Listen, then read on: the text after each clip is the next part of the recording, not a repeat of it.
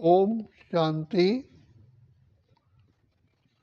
वर्तमान समय काल चक्र के अनुसार हम कलयुग के भी अंत में आकर के पहुंचे हैं। सतयुग से लेकर के हमने इस सृष्टि चक्र में पार्ट बजाना शुरू किया और कलयुग के अंत में हम बिल्कुल ही तमो प्रधान स्थिति पर पहुंच गए। तो वर्तमान समय हम ऐसे ही सृष्टि काल चक्र में भूल भुलैया में फंस जाते हैं, कोई रास्ता ही नहीं दिखाई देता। तो हम अपने प्यारे पिता को 2 युगों से पुकारते आए कि हे पिता परमात्मा, हमें इस आवागमन के चक्र से मुक्त करो। लेकिन भगवान पिता परमात्मा तो जानते हैं कि इनका सृष्टि नाटक में पार्ट है, तो पार्ट अनुसार ही अंत के समय पर बाबा स्वयं भगवान आकर के हमें राह दिखाते हैं।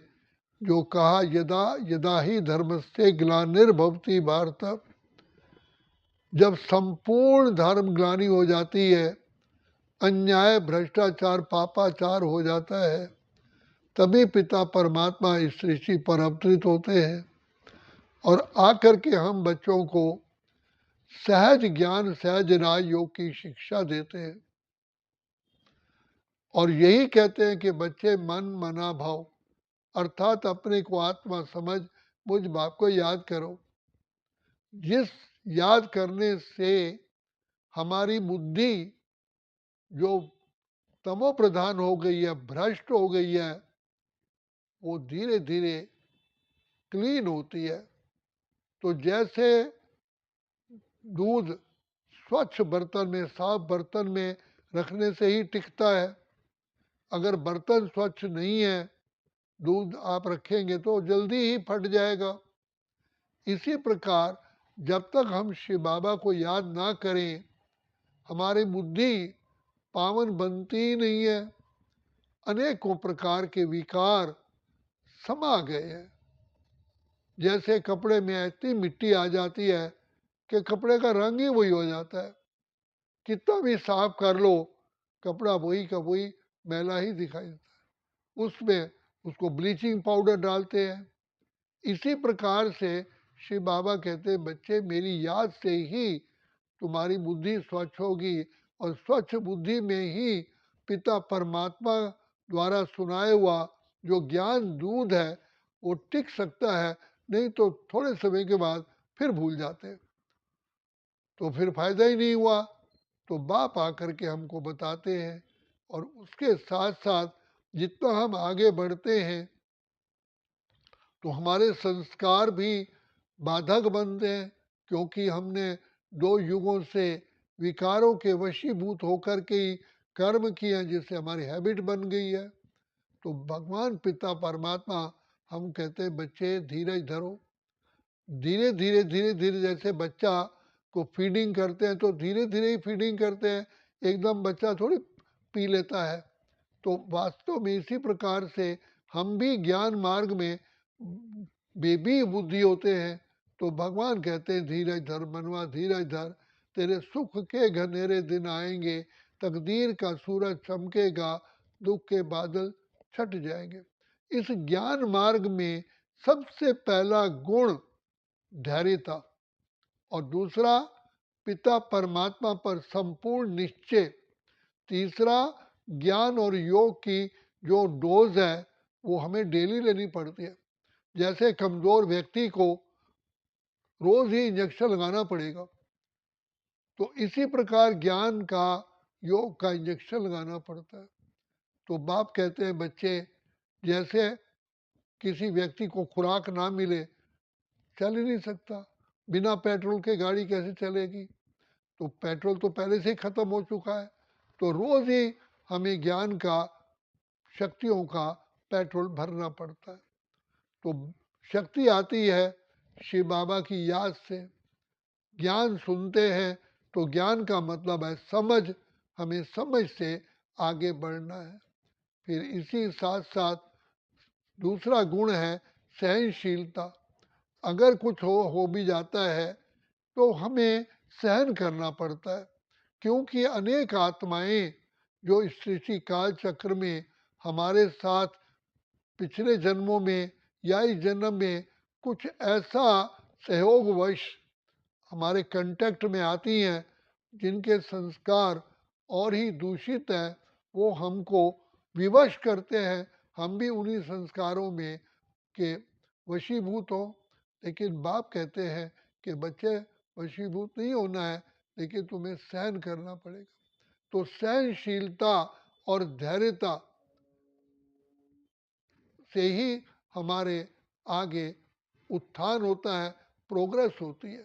तो ये दो गुण अति आवश्यक है, क्योंकि अगर हम सहन नहीं करेंगे तो बुद्धि हमारी कार्य नहीं करेगी, बुद्धि में डिस्टरबेंस रहेगी। तो बुद्धि निर्णय शक्ति, परखने की शक्ति जब तक नहीं होगी, हम कार्य में सफल नहीं होते। तो कार्य में सफल होने के लिए बुद्धि का निर्णय शक्ति और परखने की शक्ति होना आवश्यक है। तो जब तक धैर्यता और सहनशीलता नहीं आती, तब तक हमारी अंदर परखने की और निर्णय करने की शक्ति नहीं आती। जैसे मान लीजिए अभी किसी कारण से आप क्रोध करके बैठे हैं और कोई कहे भाई मैं ये, आप ज़रा बताइए, मुझे सलाह दीजिए, क्या मैं ये काम करूं? आप कहोगे भाई मैं अभी नहीं बता सकता, मेरे कल पूछना। क्योंकि उस समय बुद्धि डिस्टर्ब है। अब कई बार क्या होता है, हमें निर्णय तुरंत लेना पड़ता है। तो बाप कहते हैं कि बच्चे पहले से ही सहनशीलता और धैर्यता का गुण धारण करोगे तो आप किसी भी समय, किसी भी परिस्थिति में आप निर्णय कर सकोगे और मेरी याद रहेगी। तो याद करने से, याद में रहने से आपकी निर्णय शक्ति, बुद्धि सही काम करेगी। तो बाबा हमको बार बार कहते हैं कि बच्चे, तुम्हें पिछले जन्मों के पाप कर्म भी भस्म करने हैं, अर्थात जो विकारी संस्कार हैं उनके वशीभूत भी नहीं होना है और भविष्य के लिए श्रेष्ठ कर्म करने हैं। तो हम उन विकारों से बचने का एकमात्र ही तरीका है, जैसे अंधकार का रास्ता होता है तो लाइट जला के रखते हैं, अगर लाइट नहीं होगी तो अंधेरे में कहीं ना कहीं ठोकर खा लेते हैं। तो शिव बाबा कहते हैं कि बच्चे, मेरी याद ही लाइट का काम करती है। तो स्पष्ट हमारी बुद्धि कैच करती है, निर्णय सही होता है, परखने की शक्ति सही काम करती है। तो इसलिए बाबा कहते हैं बच्चे सदा ही बाप की याद में रहो। और दूसरी बात, जैसे योद्धा युद्ध के मैदान में जाता है, अगर उसको कवच नहीं है तो कभी भी उसको गोली लग सकती है। तो कवच का अति अति आवश्यक है धारण करना।